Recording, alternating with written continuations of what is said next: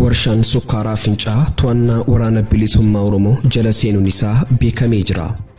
Waraanni bilisummaa Oromoo zoonii lixaa bobbaa Jaallaggasaa waliin injifannoo garaa galmeessuu isaa ifoomsee jira. Bal'ina injifannoo waboo kanas qabannee jirra.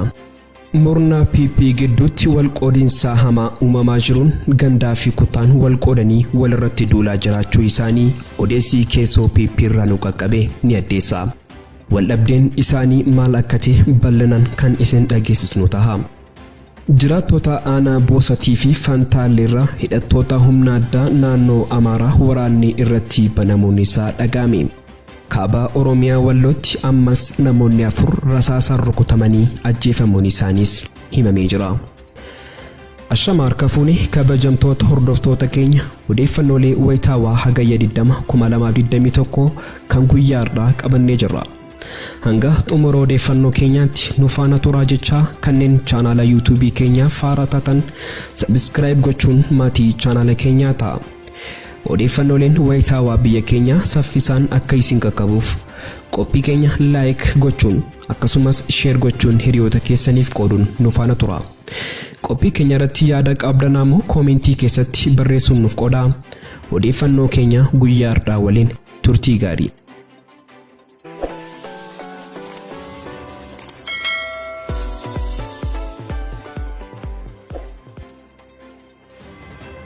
Warshaan sukkaaraa fincaa to'annaa waraana bilisummaa Oromoo jala seenuun isaa beekamee jira. Waraanni bilisummaa Oromoo zoonii lixaa bobbaa Jaallaggasaa waliin injifannoo garaa galmeessuu isaas ifoomsee jira. Magaalaa Finfinneerraa gara kaaba dhiyaatti fageenya kiiloomeetirii 350 irratti godina Horroo Guduruu Wallaggaa aanaa Abbaay Coomman keessatti kan argamu warshaan sukkaaraa fincaa waraana bilisummaa Oromootiin to'atamee jiraachuun beekamee jira. Warshaan sukkaaraa fincaa dinagdee biyyattii keessatti shoora olaanaa kan qabatee jiru yoo ta'u waggaatti sukkaara toonii 110 caalu akkasumas itaanoolii liitirii miliyoona 8 ol oomisha. Waraanni bilisummaa Oromoo yeroo ammaa kana bakkeewwan murteessoo ta'an garaa to'annoo isaa jala oolchaa kan jiru yoo ta'u daandii guddicha Itoophiyaa fi Keeniyaa wal quunnamsiisu guutummaatti cufee to'achuusaa gabaasnee turuun keenya ni yaadatama. Bobbaa Laggasaa wagiitiin waraanni bilisummaa Oromoo zoonii lixaa Wallagga Ba'aa aanaa Eebantuu magaalaa Qeellootti kaampii diinaa guutummaatti barbadeessuun magaalicha dhuunfatee jiraachuu beeksise. Guyyaa kaleessaa hagayya 19 2021 giddu gala Oromiyaatti poolisootni humna addaa Oromiyaa 21 ta'an mooraa diinaa keessaa ba'uun waraana bilisummaa Oromoo zoonii giddu galeessaatti dabalamanii jiraachuunis beekameera. Bifuma wal fakkaatuun Oromiyaa lixaa bakkoota hedduutti poolisootni humna addaa Oromiyaa kaampii mootummaatti miliqanii waraana bilisummaa Oromootti dabalamaa akka jiran odeeffannee jirra. Yeroo ammaa kanatti waraanni bilisummaa Oromoo murna mootummaa biltsiginnaa uummata dararaa jiru irratti tarkaanfii gurguddaa fudhachaa kan jiru yoo ta'u sabboototni Oromoo gabrummaan itti addoofte mooraa waraana mootummaa keessaa ba'anii waraana bilisummaa Oromootti dabalamuun itti fufee jira. Waraanni bilisummaa Oromoo bobbaan Laggasaa wagii giddu galeessa Oromiyaa lixa Shaggar Oonaa Ilfataa ganda ittisaa bakka Yadal jedhamutti waraana mootummaa uummata gooluuf adeemaa ture irratti galgala kaleessaa akka lakkoobsa impaayirichaatti sa'aatii 11 hanga halkan sa'aatii 2tti haleellaa taasiseen 22 battadatti yoo ajjeesu 15 madoon adabee jiraachuun beeksise. Waraanni mootummaa lola kanaan faffacee baqachuun halkan sana hangi tokko magaalaa bakkeetti galanii jiraachuu fi kaan immoo faffaca'anii karaarraa baduun jooraa kan jiran yoo ta'u waboon ganama hagayya 19 2021 waraana mootummaa kanneen duukaa bu'aa jiraachuu waraanni bilisummaa Oromoo Oonichaa beeksise. Gama kaaniin murna PP gidduutti wal qoodinsa hamaa uumamaa jiruun gandaa fi kutaan wal qoodanii walirratti duulaa jiraachuu isaanii odeessii keessoo PP irraa nu qaqqabe ni addeessa. Akka madda odeessa keenyaatti gareen PP bakka 3tti waliruun aangoo fi faayidaa dhuunfaa irratti akkasumas hiree isaanii boruu irratti wal dhabaa jiraachuun mirkanaa'ee jira. Akka madda golee PP keessaan ga'ee ibsutti gareen sadan wal dhabaa akka jiran nuuf himaniiru. Gareen tokkoffaa gareen kun garee Abiyyi Ahmed irraa ajaja darbuu fudhatan kan Shimallisiin hoogganaman yoo ta'u Taayyee Danda'a, Addisuu Araggaa, Haayiluu Addunyaa, Hangaasaa Ibrahim, Bilisummaa Biraanuu, Haayiluu Gonfaa, Abbabee Garasuu kan of keessaa qabu yoo ta'u gareen kun maxxansa Taayyee Danda'a, Addisuu Araggaa fi Haayiluu Addunyaan FB irratti barreessanis ta'e miidiyaatti baanii dubbatan miseensi PP fi deeggaraan PP kamuu jala deemee dubbises ta'e osoo hin dubbisiin sheer laayik gochuu qaba jechuun warra kaabinootaaf ajaja kennanidha. Barreeffamoota namoota kanneenii kaabineen PP kamuu jala deemee sheer gochuun akka namni hundi PP deeggaraa jiru yaadni isaanii sirrii ta'etti fudhachiisuuf dirqamaan gubbaa hanga gadiitti barreeffamoota namoota kanneenii sheer laayik gochuun qabatamaan isaaniin hordofuu qabna kanneen jedhanii walii galanidha. Garee lammaffaan gareen kun garee diiyaaspooraa fi garee harcaatota ABO keessaa gantee baatedha. Isaan kunneen leencoo lataan kan durfaman yoo ta'u Diimaa Naga'oo, Galaasaa Dilboo, Qajeelaa Mardaasaa, Ibsaa Naga'oo, Biraanuu Leenjisoo, Darajjee Garafuu Tulluu fi kanneen biroo kan of keessaa qabu yoo ta'u isaan kunneen addunyaan Itoophiyaa diigaa jirti garee TPLF deeggartee kanaaf haala ammaa deemaa jiruun biyyi kun diigamuun aangoo harka Oromoo jirus osoo hin fudhatamin mariin biyyaalessaa yookaan mootummaa ce'umsaa haa ijaaramu sanatu furmaata biyya kanaas hooggantootas hambisuu danda'a jedhanii warra PP'f yaada dhiyeessan ta'us isin callisaa ta'a waan nuyi jenne qofa hojjedhaa jedhamuun ajajni itti kennamee callisanii jiru. Gareen sadaffaa kun immoo garee bakka itti citu wallaalee rakkataa jirudha. Isaan kun hooggantoota PP warreen gubbaarraa hanga aanaatti jiranidha. Gareen kun gama dhiyeessiin nuyi uummataan wal argaa oolla yeroo ammaa caasaan PP mancee jira. Miidiyaa kan dubbatamuu fi lafarra kan jiru waliin argu inni gandaa isa aanaaf inni aanaa isa godinaaf inni godinaa isa hoogganaa olaanaaf gabaasa seeraan dhiyeessaa hin jiru. Sababni isaa immoo waboon gandoota baadiyyaa fi aanota hedduu dhuunfatee jira deemnee hojjechuu hin dandeenye nu ajjeesuu poolisiin humna addaa Oromiyaa abdii kutatee walii wal dhabaa jira ofiisaa uummatni poolisii humna addaa Oromiyaa qallaburra shanee bosona jiruuf lubbuu isaaniitti murteessanii deemsa dheeraa deemanii nyaachisaa jiru. Poolisiin Oromiyaa uummatarraa bishaan argataa hin jiru uummatni jibbee jira poolisiin humna addaa Oromiyaa erga uummataaf osoo hin hojjenne uummatni nu jibbee waboo caalsifate jedhee abdii muriira. Baay'een poolisii Oromiyaas wabootti makamaa jiru kanaaf hojii hojjennu hundi wareegama lubbuu keenya nutti ta'e waan jiruuf osoo mariin furamee shanee bosona jiru waliin hidhamtootni siyaasaa maneedhaa jiranis hiikaman kan jedhudha. Gareen sadaffaa kun warreen uummata keessa oolan waan ta'eef eegumsa hin qaban kanaaf amma PP irraa abdii muranii waboo gargaaruu harka lafa jalaanis yeroo ammaa kaazinaa PP keessaa baasanii kennaa akka jiran beekameera. Yeroo ammaa kana hooggantootni PP aanaa fi godina guutummaatti aangoo lakkisuuf xaliyaa galfatanis deebiin argatiin jiru baay'een kaabinee PP jijjiirraas gaafatan deebii dhabanii hojii dilee waajjira gufachiisaa akka jiran ragaan jiru ni mul'isa. Akka madda odeessa keenyaatti namni maqaa PP'n geggeessummaa fudhatee godinaa fi aanota deemuu dhibaa jiraachuu mataa ba'uu Shimallis ta'ee jira jechuun nuuf qoodee jira. Akka madda odeessa keenyaatti PP'n miidiyaan waan iyyitu wanti lafarratti haasa'amu waladda walii isaanii gidduutti lolli jiru hamaadha biyya geggeessuu miti of jiraachisuuf yaaddoo keessa galaniiru. Erga waboon Oromiyaa to'annaa isaa jala oolchuu eegalee fi waraanni humna addaa Oromiyaa gara wabootti makamuu jalqabanii abdiin isaanii waan badee jiruuf olola miidiyaan Taayyee Addisuu fi kanneen biroo barreessan hunduu walirraa fuudhee afarsaa jechuun nuuf qoodeera. Dhumni abbaa irree baranaa hin darbu. Gama biraatiin jiraattota aanaa Boosatii fi Fantaallee irra hidhattoota humna addaa naannoo Amaaraa waraanni irratti banamuun isaa dhaga'ame. Jiraattotni aanaa Boosatii fi aanaa Fantaallee hidhattoota humna addaa naannoo Amaaraatiin lolli irratti baname akka jiru himanii jiru. Lolli kun kan eegale gaafa lammaffoo yookaan hagayya 17 2021 yoo ta'u guyyaa sadan kana walitti fufiinsaan kan itti fufee jirudha. Lola kana ummatni keenya ummatni aanaa Boosatii fi Fantaallee waloon ba'uun humna faashistii nafxanyaa ofirraa qolataa ture jira. Garuu humni kun humna ummataa waan hin ta'iniif ummata keenya irraa miidhaa guddaan geera. Lola guyyaa har'aa kana lubbuu namoota lama darbeera yoo xiqqaate namootni 16 immoo madoo ta'anii jiru. Diinarraas miidhaa guddaan ga'ee jira jechuun jiraattonni nuuf himanii jiru. Dabalataanis ummatni keenya dhimma dhiibbaa lafa Oromoo Boosatii fi Fantaallee kana akka quba qabaatu akka sagalee nuuf ta'u akkasumas akka nuuf birmatu ummata Oromootti nuuf himaa jechuun dhaamsa isaanii dabarfatanii jiru.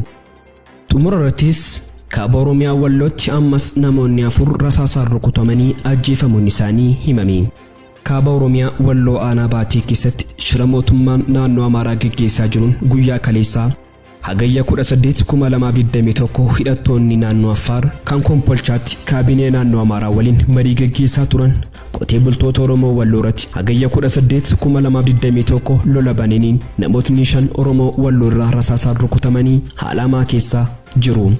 Akka uummatni Oromoo Walloo kun himanitti mootummaan naannoo Amaaraa bararraa baratti shira dalaguun Oromoota Walloo baatee daangaa jiraniif uummata Affaar walitti buusuun tooftaa adda addaatti maa'ii ba'aa ture jedhan. Haa ta'u malee erga lolli uummata Tigreef Amaaraa gidduutti eegalees karaa gama Affaariin rakkoo kana dura ture dhaabbatee turuu isaa jiraattonni himan. Amma garuu jedhu jiraattonni Oromoo Walloo aanaa Baatee mootummaan naannoo Amaaraa uummata Walloo lola isaa mudatee jirutti ergachuuf ummatichi akka inni yaadee ajaja fudhachuu waan dideef daangaarraan ummata nutti kaasee maqaa shanii jedhuun nu rukutuuf tattaaffii gochaa jira jechuun haala jiru himanii jiru. Akka jiraattonni ijaan argan kun jedhanitti hidhattootni Affaar kun guyyaa kaleessaa haala yeroo fakkeessuun mariirra magaalaa Kompolchaatti mootummaa naannoo Amaaraa waliin mariirra jiraachuu dubbatu. Jiraataan aanichaa yaada isaa kennes qotee bultoonni rukutaman maqaan isaanii Sayyoo Indiris, Ahmad Hussein, Maammee Abduu, Maammee Hussein kanneen jedhamanidha. Egaan kabajamtoota hordoftoota keenya odeeffannoolee wayitaawaa nuti guyyaa har'aaf qabannee dhiyaannee sumaratti goolabama. Kanneen chaanala YouTube keenyaa haaraa taatan subscribe gochuun maatii chaanala keenyaa ta'a. Odeeffannooleen wayitaawaa biyya keenyaa saffisaan akka isin qaqqabuuf qophii keenya like gochuun akkasumas share gochuun hiriyoota keessaniif qooduun nu faana tura. Hanga xumura odeeffannoo keenyaatti waan nu faana turtaniif galatooma. Warshaan sukkaaraa Fincaa to'annaa waraana bilisummaa Oromoo jala seenuun isaa beekamee jira. Waraanni bilisummaa Oromoo zoonii lixaa bobbaa Jaallaggasaa waliin injifannoo garaagaraa galmeessuu isaa ifoomsee jira. Bal'ina injifannoo waboo kanas qabannee jirra. Murna PP gidduutti wal qoodinsa hamaa uumamaa jiruun gandaa fi kutaan wal qoodanii walirratti duulaa jiraachuu isaanii odeessii keessoo PP irraa nu qaqqabe ni addeessa.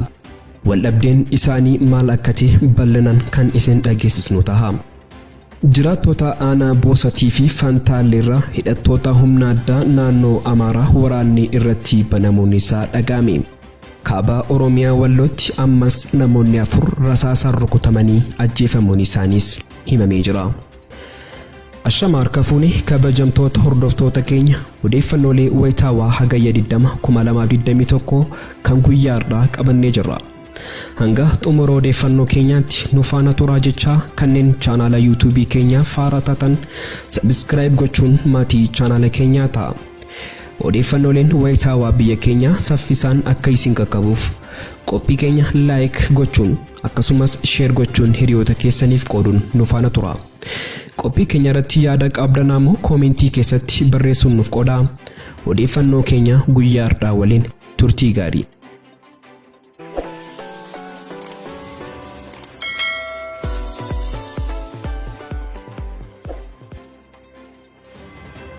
Warshaan sukkaaraa Fincaa to'annaa waraana bilisummaa Oromoo jala seenuun isaa beekamee jira.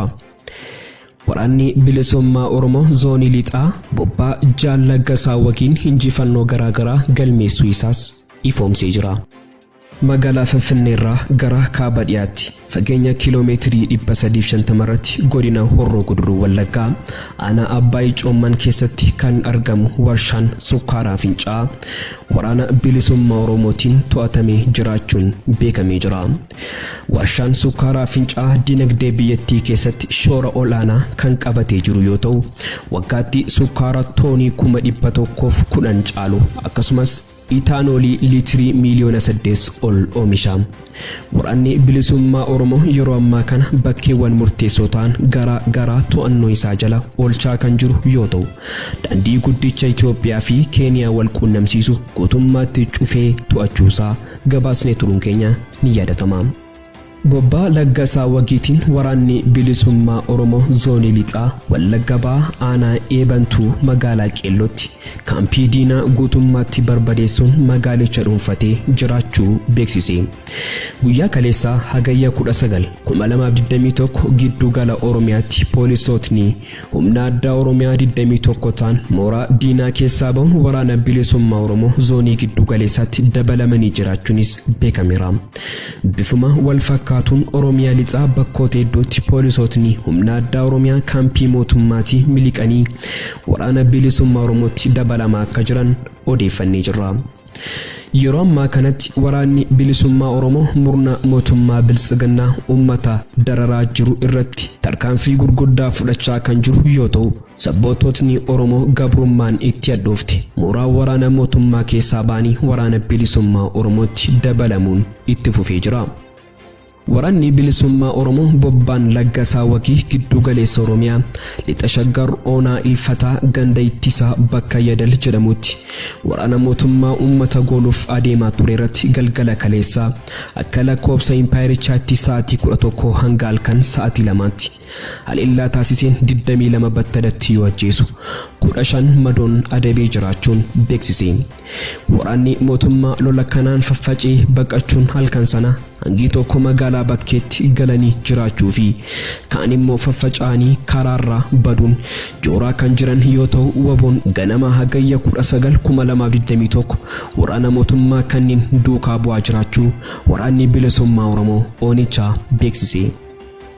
Gama kaaniin murna PP gidduutti wal qoodinsaa hamaa uumamaa jiruun gandaa fi kutaan wal qoodanii walirratti duulaa jiraachuu isaanii odeessii keessoo PP irraa nu qaqqabe ni addeessa. Akka madda odeessa keenyaatti gareen PP bakka sadiitti waliruun aangoo fi faayidaa dhuunfaa irratti akkasumas hiree isaanii boruu irratti wal dhabaa jiraachuun mirkanaa'ee jira. Akka madda golee PP keessaan ga'ee ibsutti gareen sadan wal dhabaa akka jiran nuuf himaniiru. Gareen tokkoffaa gareen kun garee Abiyyi Ahmad irraa ajaja darbuu fudhatan kan Shimallisiin hoogganaman yoo ta'u Taayyee Danda'a, Addisuu Araggaa, Haayiluu Addunyaa, Hangaasaa Ibrahim, Bilisummaa Biraanuu, Haayiluu Gonfaa, Abbabee Garasuu kan of keessaa qabu yoo ta'u gareen kun maxxansa Taayyee Danda'a, Addisuu Araggaa fi Haayiluu Addunyaan FB irratti barreessanis ta'e miidiyaatti baanii dubbatan miseensi PP fi deeggaraan PP kamuu jala deemee dubbisees ta'e osoo hin dubbisiin sheer laayik gochuu qaba jechuun warra kaabinootaaf ajaja kennanidha. Barreeffamoota namoota kanneenii kaabineen PP kamuu jala deemee sheer gochuun akka namni hundi PP deeggaraa jiru yaadni isaanii sirrii ta'etti fudhachiisuuf dirqamaan gubbaa hanga gadiitti barreeffamoota namoota kanneenii sheer laayik gochuun qabatamaan isaaniin hordofuu qabna kanneen jedhanii walii galanidha. Garee lammaffaan gareen kun garee diiyaaspooraa fi garee harcaatota ABO keessaa gantee baatedha. Isaan kunneen leencoo lataan kan durfaman yoo ta'u Diimaa Naga'oo, Galaasaa Dilboo, Qajeelaa Mardaasaa, Ibsaa Naga'oo, Biraanuu Leenjisoo, Darajjee Garafuu Tulluu fi kanneen biroo kan of keessaa qabu yoo ta'u isaan kunneen addunyaan Itoophiyaa diigaa jirti garee TPLF deeggartee kanaaf haala amma deemaa jiruun biyyi kun diigamuun aangoo harka Oromoo jirus osoo hin fudhatamin mariin biyyaalessaa yookaan mootummaa ce'umsaa haa ijaaramu sanatu furmaata biyya kanaas hooggantootas hambisuu danda'a jedhanii warra PP'f yaada dhiyeessan ta'us isin callisaa ta'a waan nuyi jenne qofa hojjedhaa jedhamuun ajajni itti kennamee callisanii jiru. Garee sadaffaa Gareen sadaffaa kun immoo garee bakka itti citu wallaalee rakkataa jirudha. Isaan kun hooggantoota PP warreen gubbaarraa hanga aanaatti jiranidha. Gareen kun gama dhiyeessiin nuyi uummataan wal argaa oolla yeroo ammaa caasaan PP mancee jira. Miidiyaa kan dubbatamuu fi lafarra kan jiru waliin argu inni gandaa isa aanaaf inni aanaa isa godinaaf inni godinaa isa hoogganaa olaanaaf gabaasa seeraan dhiyeessaa hin jiru. Sababni isaa immoo waboon gandoota baadiyyaa fi aanota hedduu dhuunfatee jira. Deemnee hojjechuu hin dandeenye nu ajjeesu. Poolisiin humna addaa Oromiyaa abdii kutatee walii wal dhabaa jira. Ofiisaa uummatni poolisii humna addaa Oromiyaa qallaburra shanee bosona jiruuf lubbuu isaaniitti murteessanii deemsa dheeraa deemanii nyaachisaa jiru. Poolisiin Oromiyaa uummatarraa bishaan argataa hin jiru. Uummatni jibbee jira. Poolisiin humna addaa Oromiyaa erga uummataaf osoo hin hojjenne uummatni nu jibbee waboo caalsifate jedhee abdii muriira. Baay'een poolisii Oromiyaas wabootti makamaa jiru. Kanaaf hojii hojjennu hundi wareegama lubbuu keenyaa nutti ta'e waan jiruuf osoo mariin furamee shanee bosona jiru waliin hidhamtootni siyaasaa maneedhaa jiranis hiikaman kan jedhudha. Gareen sadaffaa kun warreen uummata keessa oolan waan ta'eef eegumsa hin qaban. Kanaaf amma PP irraa abdii muranii waboo gargaaruu harka lafa jalaanis yeroo ammaa kaazinaa PP keessaa baasanii kennaa akka jiran beekameera. Yeroo ammaa kana hooggantootni PP aanaa fi godina guutummaatti aangoo lakkisuuf xaliyaa galfatanis deebiin argatiin jiru. Baay'een kaabinee PP jijjiirraas gaafatan deebii dhabanii hojii dilee waajjira gufachiisaa akka jiran ragaan jiru ni mul'isa. Akka madda odeessa keenyaatti namni maqaa PP'n geggeessummaa fudhatee godinaa fi aanota deemuu dhibaa jiraachuu mataa bawuu Shimallis ta'ee jira jechuun nuuf qoodee jira. Akka madda odeessa keenyaatti PP'n miidiyaan waan iyyitu wanti lafarratti haasa'amu waladda walii isaanii gidduutti lolli jiru hamaadha. Biyya geggeessuu miti of jiraachisuuf yaaddoo keessa galaniiru. Erga waboon Oromiyaa to'annaa isaa jala oolchuu eegalee fi waraanni humna addaa Oromiyaa gara wabootti makamuu jalqabanii abdiin isaanii waan badee jiruuf olola miidiyaan Taayyee Addisuu fi kanneen biroo barreessan hunduu walirraa fuudhee afarsaa jechuun nuuf qoodeera. Dhumni abbaa irree baranaa hin darbu. Gama biraatiin jiraattota aanaa Boosatii fi Fantaallee irra hidhattoota humna addaa naannoo Amaaraa waraanni irratti banamuun isaa dhaga'ame. Jiraattotni aanaa Boosatii fi aanaa Fantaallee hidhattoota humna addaa naannoo Amaaraatiin lolli irratti baname akka jiru himanii jiru. Lolli kun kan eegale gaafa lammaffoo yookaan hagayya 17 2021 yoo ta'u guyyaa sadan kana walitti fufiinsaan kan itti fufee jirudha. Lola kana uummatni keenya uummatni aanaa Boosatii fi Fantaallee waloon ba'uun humna faashistii nafxanyaa ofirraa qolataa ture jira. Garuu humni kun humna uummataa waan hin ta'inii fi uummata keenya irraa miidhaa guddaan geera. Lola guyyaa har'aa kana lubbuu namoota lama darbeera yoo xiqqaate namootni 16 immoo madoo ta'anii jiru. Diinarraas miidhaa guddaan ga'ee jira jechuun jiraattonni nuuf himanii jiru. Dabalataanis uummatni keenya dhimma dhiibbaa lafa Oromoo Boosatii fi Fantaallee kana akka quba qabaatu akka sagalee nuuf ta'u akkasumas akka nuuf birmatu uummata Oromootti nuuf himaa jechuun dhaamsa isaanii dabarfatanii jiru. Xumura irrattis kaaba Oromiyaa Wallootti ammas namoonni 4 rasaasaan rukutamanii ajjeefamuun isaanii himame. Kaaba Oromiyaa Walloo aanaa Baatii keessatti shira mootummaan naannoo Amaaraa geggeessaa jiruun guyyaa kaleessaa hagayya 18 2021 hidhattoonni naannoo Affaar kan Kompolchaatti kaabinee naannoo Amaaraa waliin marii geggeessaa turan qotee bultoota Oromoo Walloo irratti hagayya 18 2021 lola bananiin namootni 5 Oromoo Walloo irraa rasaasaan rukutamanii haalamaa keessaa jiru. Akka uummatni Oromoo Walloo kun himanitti mootummaan naannoo Amaaraa bararraa baratti shira dalaguun Oromoo Walloo baatee daangaa jiraniif uummata Affaar walitti buusuun tooftaa adda addaatti maa'ii ba'aa ture jedhan. Atoo malee erga lolli uummata Tigreef Amaaraa gidduutti eegalees karaa gama Affaariin rakkoo kana dura ture dhaabbatee turuu isaa jiraattonni himan. Amma garuu jedhu jiraattonni Oromoo Walloo aanaa Baatee mootummaan naannoo Amaaraa uummata Walloo lola isaa mudatee jirutti ergachuuf ummatichi akka inni yaadee ajaja fudhachuu waan dideef daangaarraan uummata nutti kaasee maqaa shanee jedhuun nu rukutuuf tattaaffii gochaa jira jechuun haala jiru himanii jiru. Akka jiraattonni ijaan argan kun jedhanitti hidhattootni Affaar kun guyyaa kaleessaa haala yeroo fakkeessuun mariirra magaalaa Kombolchaatti mootummaa naannoo Amaaraa waliin mariirra jiraachuu dubbatu. Jiraataan aanichaa yaada isaa kennes qotee bultoonni rukutaman maqaan isaanii Sayyoo Indiris, Ahmad Hussein, Maammee Abduu, Maammee Hussein kanneen jedhamanidha. Egaan kabajamtoota hordoftoota keenya odeeffannoolee wayitaawaa nuti guyyaadhaaf qabannee dhiyaannee sumaratti goolabama. Kanneen chaanala YouTube keenya haaraa taatan subscribe gochuun maatii chaanala keenyaa ta'a. Odeeffannooleen wayitaawaa biyya keenya saffisaan akka isin qaqqabuuf qophii keenya like gochuun akkasumas share gochuun hiriyoota keessaniif qooduun nu faana tura. Hanga xumura odeeffannoo keenyaatti waan nu faana turtaniif galatooma. Warshaan sukkaaraa Fincaa to'annaa waraana bilisummaa Oromoo jala seenuun isaa beekamee jira. Waraanni bilisummaa Oromoo zoonii lixaa bobbaa Jaallaggasaa waliin injifannoo garaa galmeessuu isaa ifoomsee jira. Bal'ina injifannoo waboo kanas qabannee jirra. Murna PP gidduutti walqoodinsa hamaa uumamaa jiruun gandaa fi kutaan walqoodanii walirratti duulaa jiraachuu isaanii odeessii keessoo PP irraa nu qaqqabe ni addeessa. Waldhabdeen isaanii maal akka ta'e bal'inaan kan isin dhageessisnu ta'a. Jiraattota aanaa Boosatii fi Fantaalleerraa hidhattoota humna addaa naannoo Amaaraa waraanni irratti banamuun isaa dhaga'ame. Kaaba Oromiyaa Wallootti ammas namoonni 4 rasaasaan rukutamanii ajjeefamuun isaaniis himamee jira. Ashamaar kafuuni kabajamtoota hordoftoota keenya odeeffannoolee wayitaawaa hagayya 2021 kan guyyaadhaa qabannee jirra. Hanga xumura odeeffannoo keenyaatti nu faana turaa jechaa kanneen chaanala YouTube keenya haaraa taatan subscribe gochuun maatii chaanala keenyaa ta'a. Odeeffannooleen wayitaawaa biyya keenya saffisaan akka isin qaqqabuuf qophii keenya like gochuun akkasumas share gochuun hiriyoota keessaniif qooduun nu faana tura. Qophii keenya irratti yaada qabdan ammoo koomentii keessatti barreessuun nuuf qoodaa.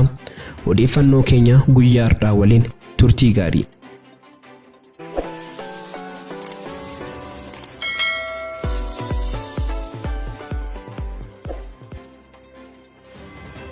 Warshaan sukkaaraa Fincaa to'annaa waraana bilisummaa Oromoo jala seenuun isaa beekamee jira. Waraanni bilisummaa Oromoo zoonii lixaa bobbaa Jaallaggasaa waliin injifannoo garaa galmeessuu isaas ifoomsee jira. Magaalaa Finfinneerraa gara kaaba dhiyaatti fageenya kiiloomeetirii 350 irratti godina Horroo Guduruu Wallaggaa aanaa Abbaay Coomman keessatti kan argamu warshaan sukkaaraa Fincaa waraana bilisummaa Oromootiin to'atamee jiraachuun beekamee jira. Warshaan sukkaaraa Fincaa dinagdee biyyattii keessatti shoora olaanaa kan qabatee jiru yoo ta'u waggaatti sukkaara toonii 110,010 caalu akkasumas itaanoolii liitirii miliyoona 8 ol oomisha. Waraanni bilisummaa Oromoo yeroo ammaa kana bakkeewwan murteessoo ta'an garaa to'annoo isaa jala oolchaa kan jiru yoo ta'u daandii guddicha Itoophiyaa fi Keeniyaa wal quunnamsiisu guutummaatti cufee to'achuusaa gabaasnee turuun keenya ni yaadatama. Bobbaa Laggasaa wagiitiin waraanni bilisummaa Oromoo zoonii lixaa Wallagga Ba'aa aanaa Eebantuu magaalaa Qeellootti kaampii diinaa guutummaatti barbadeessuun magaalicha dhuunfatee jiraachuu beeksise. Guyyaa kaleessaa hagayya 19 2021 giddu gala Oromiyaatti poolisootni humna addaa Oromiyaa 21 ta'an mooraa diinaa keessaa ba'uun waraana bilisummaa Oromoo zoonii giddu galeessaatti dabalamanii jiraachuunis beekameera. Bifuma wal fakkaatuun Oromiyaa lixaa bakkoota hedduutti poolisootni humna addaa Oromiyaa kaampii mootummaatii miliqanii waraana bilisummaa Oromootti dabalamaa akka jiran odeeffannee jirra. Yeroo ammaa kanatti waraanni bilisummaa Oromoo murna mootummaa biltsiginnaa uummata dararaa jiru irratti tarkaanfii gurguddaa fudhachaa kan jiru yoo ta'u sabboototni Oromoo gabrummaan itti addoofte mooraa waraana mootummaa keessaa ba'anii waraana bilisummaa Oromootti dabalamuun itti fufee jira. Waraanni bilisummaa Oromoo bobbaan Laggasaa wagii giddu galeessa Oromiyaa lixa Shaggar Oonaa Ilfataa ganda ittisaa bakka Yadal jedhamutti waraana mootummaa uummata gooluuf adeemaa ture irratti galgala kaleessaa akka lakkoofsa impaayirichaatti sa'aatii 11 hanga halkan sa'aatii 2tti haleellaa taasiseen 22 battadatti yoo ajjeesu 15 madoon adabee jiraachuun beeksise. Waraanni mootummaa lola kanaan faffacee baqachuun halkan sana hangi tokko magaalaa bakkeetti galanii jiraachuu fi kaan immoo faffaca'anii karaarraa baduun jooraa kan jiran yoo ta'u waboon ganama hagayya 19 2021 waraana mootummaa kanneen duukaa bu'aa jiraachuu waraanni bilisummaa Oromoo ONCA beeksise. Gama kaaniin murna PP gidduutti wal qoodinsaa hamaa uumamaa jiruun gandaa fi kutaan wal qoodanii walirratti duulaa jiraachuu isaanii odeessii keessoo PP irraa nu qaqqabe ni addeessa. Akka madda odeessa keenyaatti gareen PP bakka sadiitti waliruun aangoo fi faayidaa dhuunfaa irratti akkasumas hiree isaanii boruu irratti wal dhabaa jiraachuun mirkanaa'ee jira. Akka madda golee PP keessaan ga'ee ibsutti gareen sadan wal dhabaa akka jiran nuuf himaniiru. Gareen tokkoffaa gareen kun garee Abiyyi Ahmad irraa ajaja darbuu fudhatan kan Shimallisiin hoogganaman yoo ta'u Taayyee Danda'a, Addisuu Araggaa, Haayiluu Addunyaa, Hangaasaa Ibrahim, Bilisummaa Biraanuu, Haayiluu Gonfaa, Abbabee Garasuu kan of keessaa qabu yoo ta'u gareen kun maxxansa Taayyee Danda'a, Addisuu Araggaa fi Haayiluu Addunyaan FB irratti barreessanis ta'e miidiyaatti baanii dubbatan miseensi PP fi deeggaraan PP kamuu jala deemee dubbises ta'e osoo hin dubbisiin share like gochuu qaba jechuun warra kaabinootaaf ajaja kennanidha. Barreeffamoota namoota kanneenii kaabineen PP kamuu jala deemee share gochuun akka namni hundi PP deeggaraa jiru yaadni isaanii sirrii ta'etti fudhachiisuuf dirqamaan gubbaa hanga gadiitti barreeffamoota namoota kanneenii share like gochuun qabatamaan isaaniin hordofuu qabna kanneen jedhanii walii galanidha. Garee lammaffaan gareen kun garee diiyaaspooraa fi garee harcaatota ABO keessaa gantee baatedha. Isaan kunneen Leencoo Lataan kan durfaman yoo ta'u Diimaa Naga'oo, Galaasaa Dilboo, Qajeelaa Mardaasaa, Ibsaa Naga'oo, Biraanuu Leenjisoo, Darajjee Garafuu Tulluu fi kanneen biroo kan of keessaa qabu yoo ta'u isaan kunneen addunyaan Itoophiyaa diigaa jirti garee TPLF deeggartee kanaaf haala amma deemaa jiruun biyyi kun diigamuun aangoo harka Oromoo jirus osoo hin fudhatamin mariin biyyaalessaa yookaan mootummaa ce'umsaa haa ijaaramu sanatu furmaata biyya kanaas hooggantootas hambisuu danda'a jedhanii warra PP'f yaada dhiyeessan ta'us isin callisaa ta'a waan nuyi jenne qofa hojjedhaa jedhamuun ajajni itti kenname callisanii jiru. Gareen sadaffaa kun immoo garee bakka itti citu wallaalee rakkataa jirudha. Isaan kun hooggantoota PP warreen gubbaarraa hanga aanaatti jiranidha. Gareen kun gama dhiyeessiin nuyi uummataan wal argaa oolla yeroo ammaa caasaan PP mancee jira. Miidiyaa kan dubbatamuu fi lafarra kan jiru waliin argu inni gandaa isa aanaaf inni aanaa isa godinaaf inni godinaa isa hoogganaa olaanaaf gabaasa seeraan dhiyeessaa hin jiru. Sababni isaa immoo waboon gandoota baadiyyaa fi aanota hedduu dhuunfatee jira deemnee hojjechuu hin dandeenye nu ajjeesuu poolisiin humna addaa Oromiyaa abdii kutatee walii wal dhabaa jira. Ofiisaa uummatni poolisii humna addaa Oromiyaa qallaburraa shanee bosona jiruuf lubbuu isaaniitti murteessanii deemsa dheeraa deemanii nyaachisaa jiru. Poolisiin Oromiyaa uummatarraa bishaan argataa hin jiru. Uummatni jibbee jira. Poolisiin humna addaa Oromiyaa erga uummataaf osoo hin hojjenne uummatni nu jibbee waboo caalsifate jedhee abdii muriira. Baay'een poolisii Oromiyaas wabootti makamaa jiru. Kanaaf hojii hojjennu hundi wareegama lubbuu keenyaa nutti ta'e waan jiruuf osoo mariin furamee shanee bosona jiru waliin hidhamtootni siyaasaa maneedhaa jiranis hiikaman kan jedhudha. Gareen sadaffaa kun warreen uummata keessa oolan waan ta'eef eegumsa hin qaban kanaaf amma PP irraa abdii muranii waboo gargaaruu harka lafa jalaanis yeroo ammaa kaazinaa PP keessaa baasanii kennaa akka jiran beekameera. Yeroo ammaa kana hooggantootni PP aanaa fi godina guutummaatti aangoo lakkisuuf xaliyaa galfatanis deebiin argatiin jiru. Baay'een kaabinee PP jijjiiraas gaafatan deebii dhabanii hojii dilee waajjira gufachiisaa akka jiran ragaan jiru ni mul'isa. Akka madda odeessa keenyaatti namni maqaa PP'n geggeessummaa fudhatee godinaa fi aanota deemuu dhibaa jiraachuu mataa ba'uu Shimallis ta'ee jira jechuun nuuf qoodee jira. Akka madda odeessa keenyaatti PP'n miidiyaan waan iyyitu wanti lafarratti haasamu waladda walii isaanii gidduutti lolli jiru hamaadha biyya geggeessuu miti of jiraachisuuf yaaddoo keessa galaniiru. Erga waboon Oromiyaa to'annaa isaa jala oolchuu eegalee fi waraanni humna addaa Oromiyaa gara wabootti makamuu jalqabanii abdiin isaanii waan badee jiruuf olola miidiyaan Taayyee, Addisuu fi kanneen biroo barreessan hunduu walirraa fuudhee afarsaa jechuun nuuf qoodeera. Dhumni abbaa irree barana hin darbu. Gama biraatiin jiraattota aanaa Boosatii fi Fantaallee irra hidhattoota humna addaa naannoo Amaaraa waraanni irratti banamuun isaa dhaga'ame. Jiraattotni aanaa Boosatii fi aanaa Fantaallee hidhattoota humna addaa naannoo Amaaraatiin lolli irratti baname akka jiru himanii jiru. Lolli kun kan eegale gaafa lammaffoo yookaan hagayya 17 2021 yoo ta'u guyyaa sadan kana walitti fufiinsaan kan itti fufee jirudha. Lola kana ummatni keenya ummatni aanaa Boosatii fi Fantaallee waloon ba'uun humna faashistii nafxanyaa ofirraa qolataa ture jira. Garuu humni kun humna ummataa waan hin ta'inii fi ummata keenya irraa